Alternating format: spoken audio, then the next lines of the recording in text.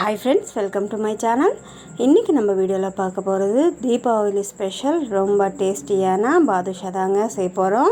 அது எப்படின்ட்டு பார்க்கலாம் வாங்க. அதுக்கு நான் கோதுமை மாவு தாங்க எடுத்துக்கினேன். அதில் கொஞ்சமாக சால்ட்டு, கொஞ்சம் பேக்கிங் சோடா போட்டு கொஞ்சமாக நெய் ஊற்றிக்கோங்க. அப்படியே ஒரு 2 ஸ்பூன் அளவுக்கு 2 ஸ்பூன் தயிர் எடுத்துக்கோங்க. அவ்வளோதான். அது தண்ணி ஊற்றாமல் இந்த மாதிரி ஃபஸ்ட்டு கலந்து வச்சுக்கோங்க. அப்புறமா தேவையான கொஞ்சமாக தண்ணி கலந்துக்கலாம்.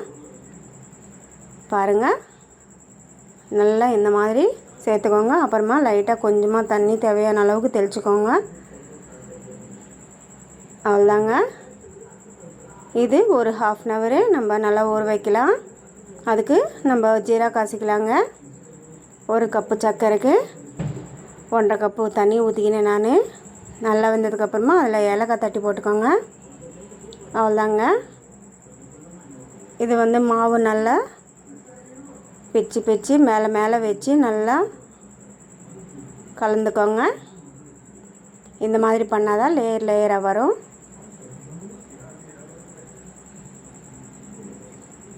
பாருங்கள், அவ்வளோதான்.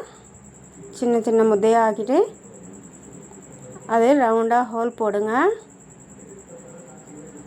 அந்த பக்கம் இந்த பக்கம் ஹோல் போட்டுக்கோங்க. அவ்வளோதான்.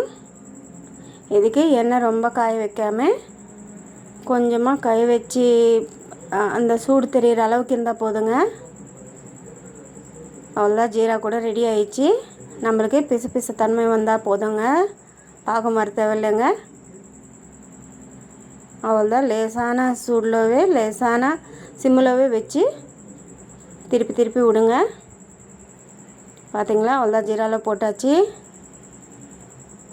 ஒரு 5 நிமிஷம் அந்த பக்கம் இந்த பக்கம் திருப்பிட்டு அதிலவே போட்டு வைக்க தேவையில்லைங்க. இந்த மாதிரி ரெடி பண்ணிங்களா? பிடிச்சிருந்தால் லைக் பண்ணுங்கள், ஷேர் பண்ணுங்கள், சப்ஸ்கிரைப் பண்ணிக்கோங்க. தேங்க்ஸ் ஃபார் வாட்சிங்.